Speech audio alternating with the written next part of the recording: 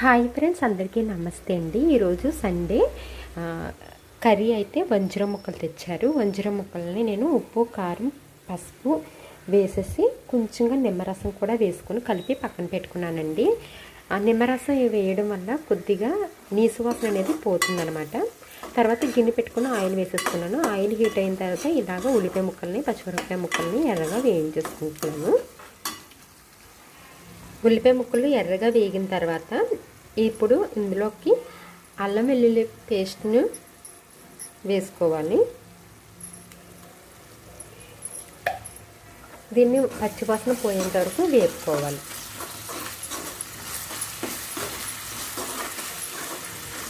తర్వాత దీంట్లోని ఈ కర్రీకి కావాల్సినంత గరం మసాలాను కూడా వేసేస్తున్నాను. దీన్ని కూడా చక్కగా వేపేసుకుందాం.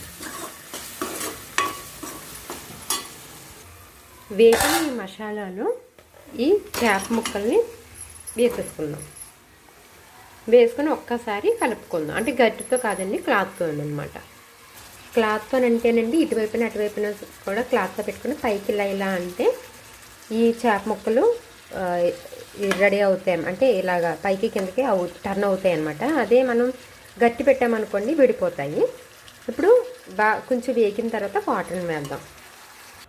బాగా వేగిన తర్వాత నేను కొంచెం వాటర్ వేసుకున్నానండి. ఎక్కువ వాటర్ అయితే అవసరం లేదు. ఇప్పుడు మూత పెట్టేసుకొని ఒక మరుగు మరిగిన తర్వాత మూత పెట్టేసుకుని చిన్న మంట పెట్టుకుందాం. దగ్గరకు వచ్చింది అనిపించుకున్న తర్వాత కరివేపాకుని కడిగి వేసుకోవాలి. కొత్తిమీర ఉంటే కొత్తిమీరని కూడా వేసుకోండి. నా దగ్గర లేదు, అందుకే నేను స్కిప్ చేసేసాను. ఇది కూడా అండి దగ్గరికి వచ్చేస్తుంది కదా కూర. ఈ టైంలో నేను కొద్దిగా కరివేపాకునైతే కడిగేసి వేసేసుకుంటున్నాను.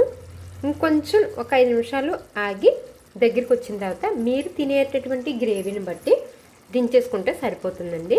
అంతే, వంజరం ఇగురు అనేది తయారైపోతుంది. మరి మీరేం చేసుకున్నారో కామెంట్ చేయండి.